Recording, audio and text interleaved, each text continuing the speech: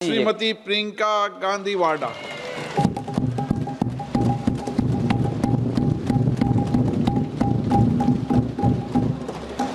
आदरणीय अध्यक्ष महोदय, मैं आपको धन्यवाद देना चाहती हूं कि इस महत्वपूर्ण मुद्दे पर आपने मुझे बोलने का मौका दिया। ये अलग बात है कि सत्ता पक्ष के लोग सब मेरे बोलने से पहले ही भाग गए।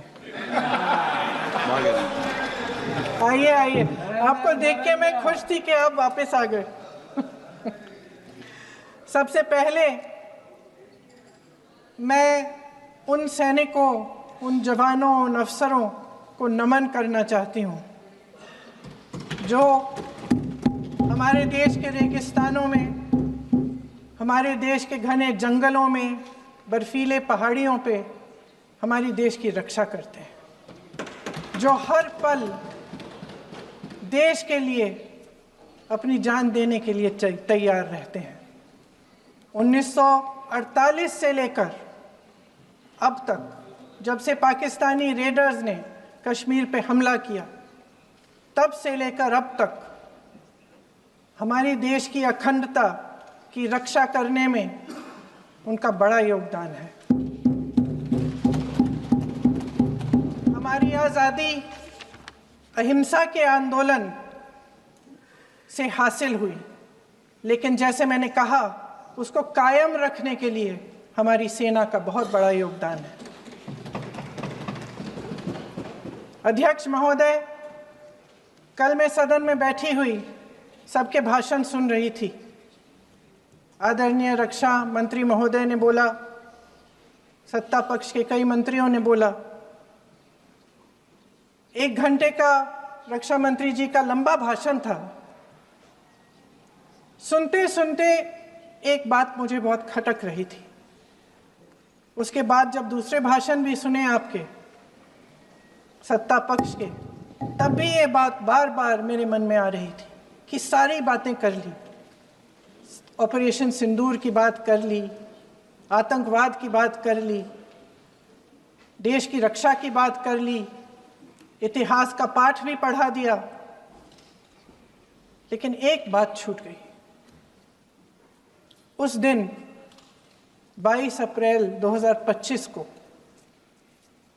जब 26 देशवासियों को अपने परिवार के सदस्यों के सामने खुलेआम मारा गया,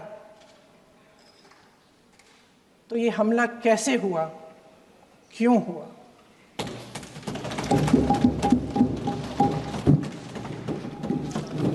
अध्यक्ष महोदय, ये लोग बैसारन वैली में, पहलगाम के पास कश्मीर में क्या कर रहे थे? आजकल पब्लिसिटी का दौर है, प्रचार का ज़माना है। कुछ समय से हमारी सरकार ये प्रचार कर रही थी कि कश्मीर में आतंकवाद ख़त्म हो गया है, कि कश्मीर में शांति है, अमन चैन है। प्रधानमंत्री जी ने खूब भाषण दिए, देशवासियों को कहा कि चलिए कश्मीर चलिए, सैर करिए। कई बार मैंने ये भी देखा मीडिया पर, टीवी पर, कि कश्मीर जाइए, ज़मीन खरीदिए, अब वहाँ अमन चैन है, शांति का वातावरण है। इसी बीच शुभम द्विवेदी, एक कानपुर के नौजवान, और उनके पूरे परिवार ने तय किया कि वो कश्मीर जाएंगे। शुभम द्विवेदी की 6 महीने पहले शादी हुई थी।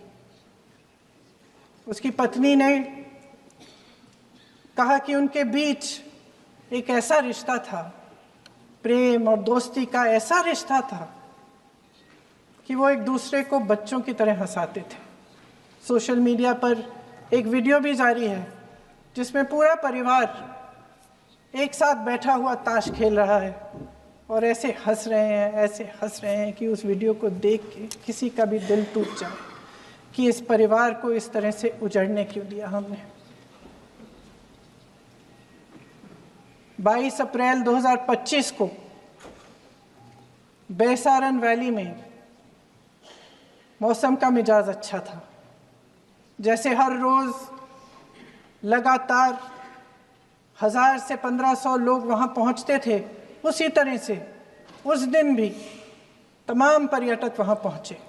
वहाँ का रास्ता आसान नहीं है अध्यक्ष महोदय जी, जंगल से जाना पड़ता है, पहाड़ों के बीच जाना पड़ता है, घोड़े से जाना पड़ता है। ये परिवार वहाँ पहुँचे, मौसम सुहाना था, उनके बच्चे ट्रैम्पोलिन पे खेल रहे थे, कोई जिपलाइन कर रहा था, कोई चाय पी रहा था, तो कोई कश्मीर की सुंदर वादियों की ठंडी हवा का मज़ा ले रहा था। शुभम अपनी पत्नी के साथ एक स्टॉल पे खड़े थे।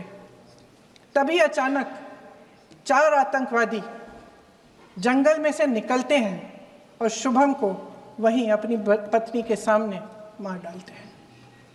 उसके बाद वे वहाँ से पूरे वैली में 1 घंटे के लिए लोगों को चुन चुन कर मारते हैं। किसी के पति को अपनी पत्नी के आंखों के सामने, किसी के पिता को अपने बेटे के सामने, चुन चुन कर 26 लोगों को मार डालते हैं। शुभम की पत्नी घबराकर वहां से भागने की कोशिश करती है, अपनी जान बचाने के लिए जंगल की तरफ दौड़ती है। वहां पता चलता है कि तमाम लोग जंगल की तरफ दौड़े हैं और अपनी जान बचाने की कोशिश कर रहे हैं। कोई अपने बेटे का हाथ पकड़ के पहाड़ों पर घसीटता हुआ जा रहा है, कोई कश्मीरी घोड़े वालों और गाइडों की मदद लेते हुए चले जा रहा है। कोई रास्ता नहीं है, कोई तरीका नहीं है, लेकिन किसी न किसी तरह से शुभम की पत्नी के शब्दों में किसी ऐसी शक्ति ने हमको बचा कर रखा कि हमें किसी न किसी तरह से हम अकेले नीचे पहुंचे। और मैं उनके लफ्ज पढ़ना चाहती हूं, क्योंकि उन्होंने कहा कि इस पूरे समय जब 1 घंटे के लिए चुन चुन कर भारतीय नागरिकों को मारा जा रहा था, इस पूरे समय उसे एक सुरक्षाकर्मी नहीं दिखा, एक सैनिक नहीं दिखा।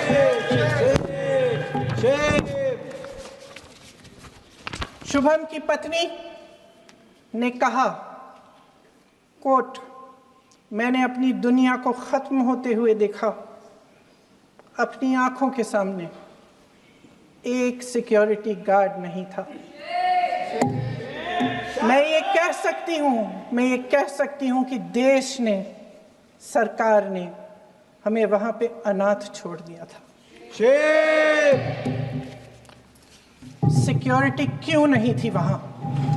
वहां पे एक सैनिक क्यों नहीं दिखा? क्या सरकार को मालूम नहीं था कि यहां रोज 1000 से 1500 पर्यटक जाते हैं? क्या सरकार को मालूम नहीं था कि यहाँ के पहुंचने के लिए जंगल के रास्ते से जाना पड़ता है? अगर कुछ हो जाएगा तो लोग वहां से निकल नहीं पाएंगे। एक चिकित्सा का इंतजाम नहीं था, फर्स्ट एड का इंतजाम नहीं था, कोई इंतजाम नहीं था, ना सुरक्षा का ना फर्स्ट एड का। इन लोगों को भगवान भरोसे छोड़ दिया गया। ये लोग वहां पे इस सरकार के भरोसे गए और इस सरकार ने उन्हें भगवान भरोसे छोड़ दिया।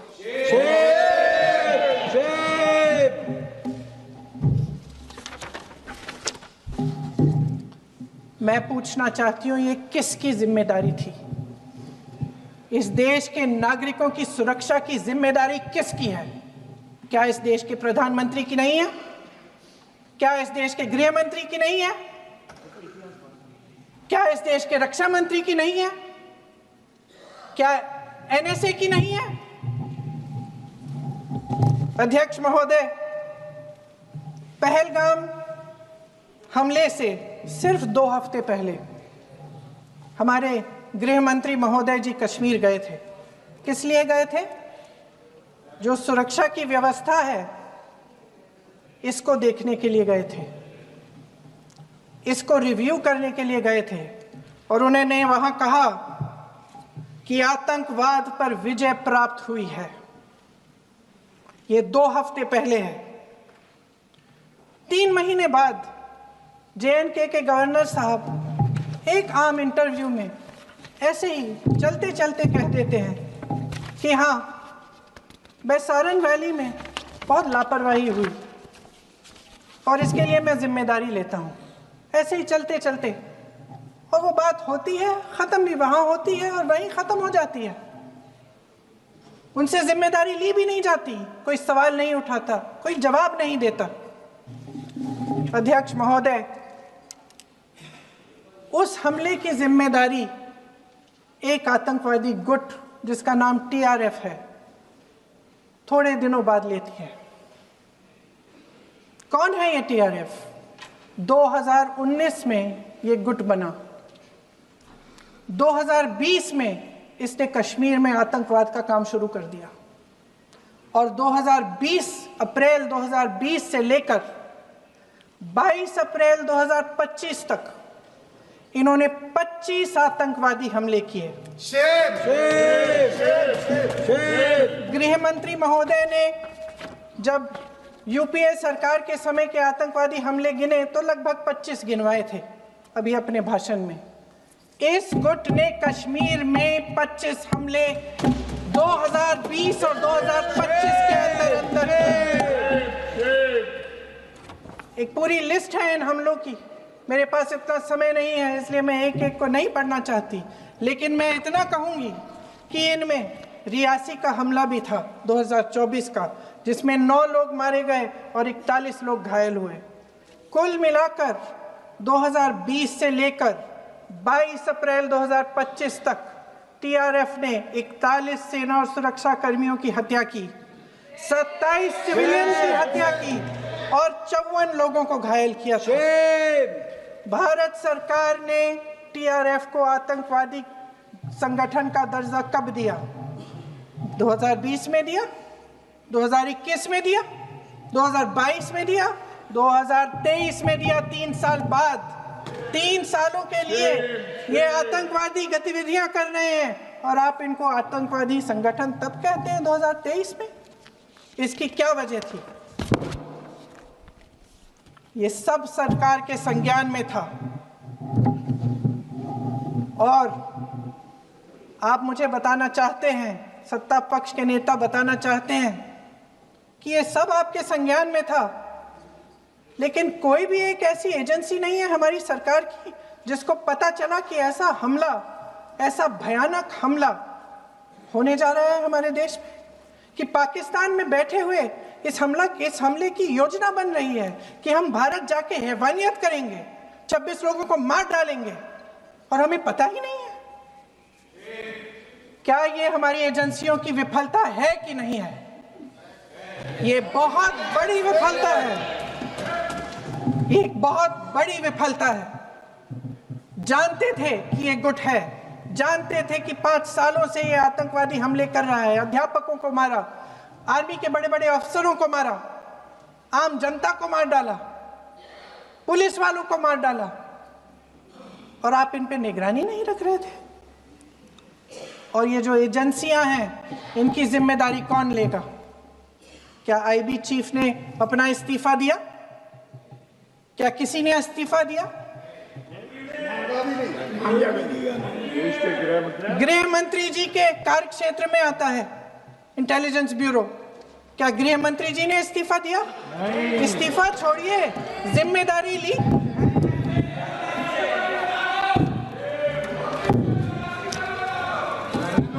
साहब देखिए, इतिहास की बात आप करिए, मैं वर्तमान की बात करना चाहती हूँ।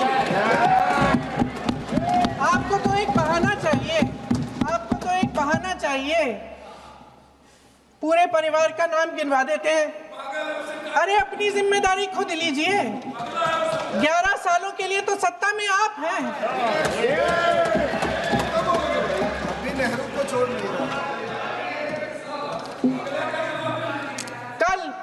कल माननीय गौरव गोगोई जी ने अपने भाषण में पूछा गृह मंत्री जी से, क्या आपकी जिम्मेदारी नहीं थी? मैं देख रही थी। राजनाथ जी, रक्षा मंत्री जी यूं यूं अपना सर हिला रहे थे, कुछ बोले नहीं। अंदर से महसूस हुआ होगा कि यहाँ कुछ जिम्मेदारी थी, लेकिन माननीय गृह मंत्री महोदय जी हंस रहे थे, वे हंस रहे थे।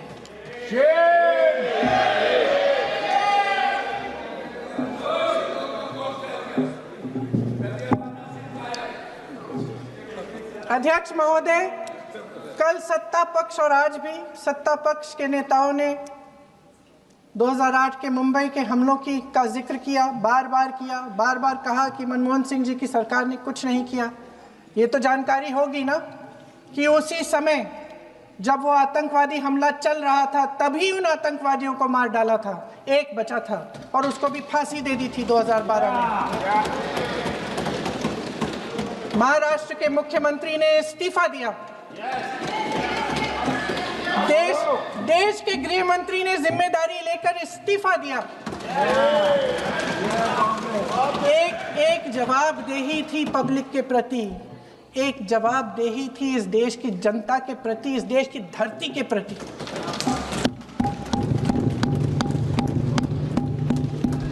राजनाथ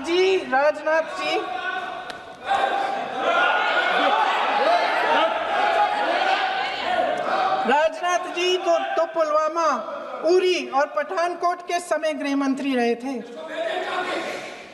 आज वे रक्षा मंत्री हैं और हमारे गृह मंत्री महोदय श्री अमित शाह जी के नाक के नीचे पूरा मणिपुर जल गया, दिल्ली में दंगे हुए, पहलगाम में हमला हुआ और आज भी वे उसी पद पर बैठे हैं। क्यों? अध्यक्ष महोदय, बमबारी से अखबारों के हेडलाइन बनते हैं, मगर कहानी सुरक्षा में की चूक में भी है। आज देश खोखले भाषण नहीं सुनना चाहता, देश जवाब चाहता है, तसल्ली चाहता है कि सच उससे छिपाया नहीं जाएगा। देश जानना चाहता है कि उस दिन अप्रैल 22, 2025 को क्या हुआ और क्यों हुआ। आप तो खुद अपनी पीठ थपथपाने में लगे रहते हैं। सेना, देश, संसद से सच छुपाते हैं। ऑपरेशन सिंदूर जब शुरू हुआ, हम सब ने समर्थन किया, सब एकजुट होकर खड़े हो गए इस देश के लिए।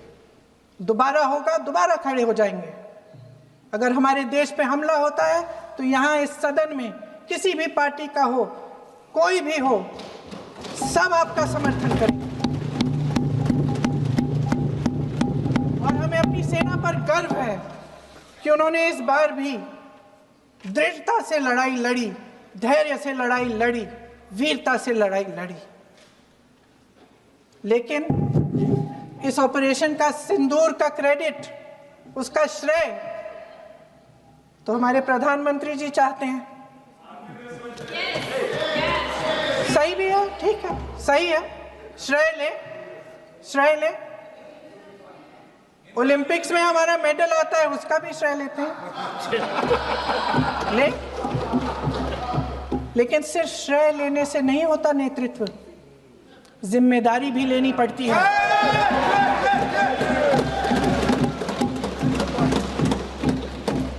देश के इतिहास में ये पहली बार हुआ, देश के इतिहास में ये पहली बार हुआ कि जंग होते होते ही रुक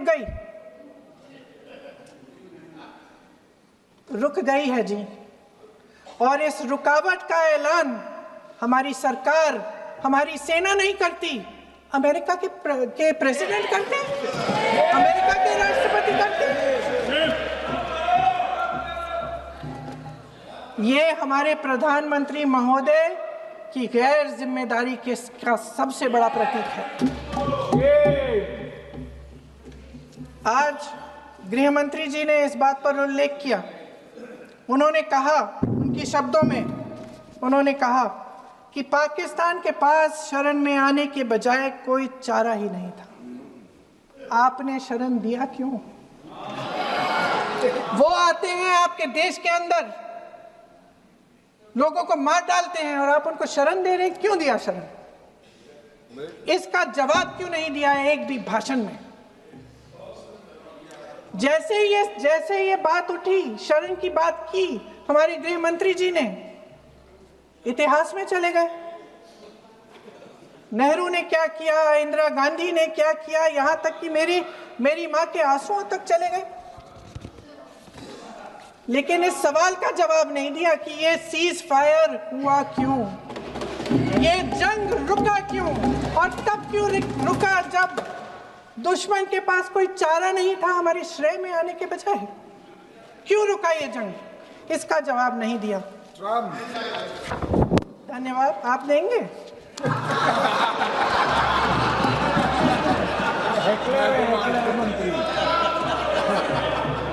देना भाई देना, आपको टाइम मिलेगा तो।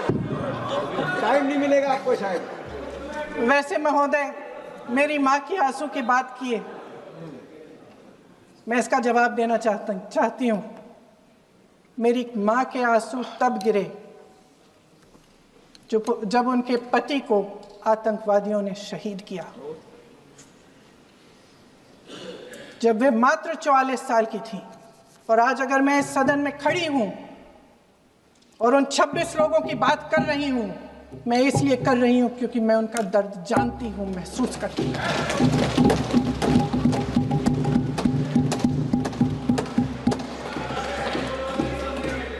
अध्यक्ष महोदय, मैंने कहा कि देश का नेतृत्व सिर्फ उपलब्धियों का श्रेय लेने से मजबूत नहीं होता। सफलता और विफलता दोनों की जिम्मेदारी लेने से बुलंद होता है। ये सोने का ताज नहीं है, कांटों का ताज है। अध्यक्ष महोदय, जब सरकार झूठी और कायर हो तो वे बहादुर से बहादुर सेना के साहस और पराक्रम को भी कमजोर कर देती है। देश को प्रतिशोध के साथ साथ सबके प्राणों की रक्षा का प्रण चाहिए। सेना की शक्ति के साथ सरकार की सच्चाई भी चाहिए। महान देशभक्त शहीद इंदिरा गांधी जी, जिन्होंने सफल कूटनीति के बल पर अमेरिका के राष्ट्रपति निक्सन का मुकाबला करके पाकिस्तान का विभाजन करवाया, बांग्लादेश बनाया, 1 लाख पाकिस्तानी सैनिकों को आत्मसमर्पण करने पर मजबूर किया, उन्होंने कभी इसका श्रेय लेने की कोशिश नहीं की। ऑपरेशन सिंदूर का मकसद अगर पाकिस्तान को सबक सिखाना था तो शायद ये मकसद अभी अधूरा है, क्योंकि हमारी कूटनीति विफल रही है। इसका प्रमाण यही है कि ऑपरेशन सिंदूर के बाद एक पाकिस्तानी जनरल, जिसके हाथ खून से रंगे थे, अमेरिका के राष्ट्रपति के साथ बैठकर लंच खा रहे थे। अगर ऑपरेशन सिंदूर का मकसद आतंकवाद को खत्म करने का था तो पाकिस्तान को संयुक्त राष्ट्र के आतंकवाद विरोधी समिति का अध्यक्ष चुने जाने से इस मकसद को धक्का लगा है। इसकी जिम्मेदारी कौन लेगा? क्या हमारे प्रधानमंत्री लेंगे? क्या उनमें ये हिम्मत है? नहीं है। अगर इस ऑपरेशन के दौरान हमारे जहाजों का नुकसान नहीं हुआ तो सदन में इसे साफ साफ कहने से क्या डर है? क्यों नहीं कहा है? कल भी रक्षा मंत्री जी ने कहा कि हमारे इंफ्रास्ट्रक्चर का नुकसान नहीं हुआ, तो जहाजों के बारे में भी बता दें, साफ साफ बता दें, क्या हर्ज है? सच्चाई तो है। सवालों से बचने के लिए ये सरकार हमेशा प्रयास करती है। इसकी राजनीतिक कायरता बेमिसाल है। देशवासियों के प्रति जवाबदेही का एहसास ही नहीं है। सच्चाई ये है कि इनके दिल में जनता के लिए कोई जगह नहीं है। सब राजनीति है, सब पीआर है, सब प्रचार है, सब पब्लिसिटी है। देश की जनता के लिए आपके हृदय में कुछ नहीं रहा। बहुत समय हो गया है आप इस प्रचार में ही लिप्त हैं, जनता को देख नहीं पा रहे हैं।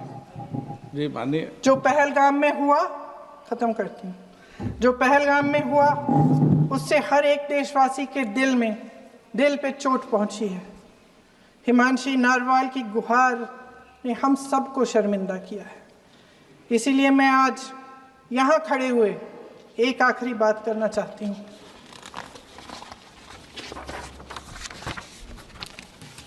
इस सदन में लगभग सभी के पास सुरक्षा है, सुरक्षा की व्यवस्था है। हम जहाँ भी जाते हैं हमारे साथ सुरक्षा कर्मी आते हैं। आपको भी मिल जाएगी, आप मंत्री बन जाएंगे, आपको भी मिल जाएगी। मैं मजाक की बात नहीं कर रही हूँ, थोड़ा सा धैर्य रखिए।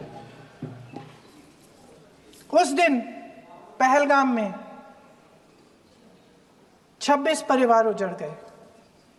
26 लोगों को अपने परिवार के सदस्य के सामने मारा गया। 26 बेटे, पति, पिता गुजर गए। उनमें से 25 भारतीय थे। भारतीय थे।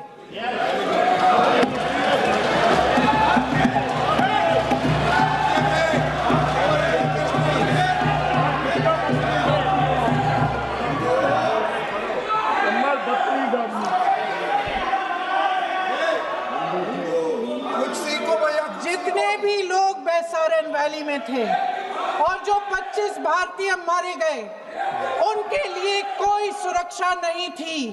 कोई सुरक्षा नहीं थी। आप कितनी भी ऑपरेशन कर डालें, आप इस सच्चाई के पीछे छुप नहीं सकते, इसे नकार नहीं सकते। आपने उनको सुरक्षित नहीं किया। कोई शर्म नहीं है, कोई शर्म नहीं है, कोई शर्म नहीं है और ना कभी होगी। सुन लीजिए, सुबह भी मैं शिव मंत्र बोल के आई हूं। इनको क्या पता शिव मंत्र क्या है? शिव मंत्र खत्म कर लूं अपना भाषण। शिव मंत्र मैं एक बार उन 25 भारतीयों के चुप रही। मैं एक बार उन 25 भारतीयों के नाम इस सदन में पढ़ना चाहती हूं, ताकि यहां बैठे हर सदस्य को यह एहसास हो कि वे भी हमारी तरह इंसान थे, किसी राजनीतिक बिसात के मोहरे नहीं थे। वे भी इस देश के बेटे थे, वे भी इस देश के शहीद हैं। उनके परिजनों के प्रति हम सब की जवाबदेही बनती है। उन्हें सच्चाई जानने का हक है। समीर गुहा भारतीय, बिट्टन अधिकारी, मनीष रंजन, हेमंत सुहास जोशी, विनय नारवाल, सुशील नथनियल, अतुल श्रीकांत मोने, सैयद आदिल हुसैन शाह, चुवानी, रामचंद्रन, संजय लक्ष्मण लेले, दिनेश अग्रवाल, दिलीप दिल से, प्रशांत कुमार सतपति, JS चंद्रमौली।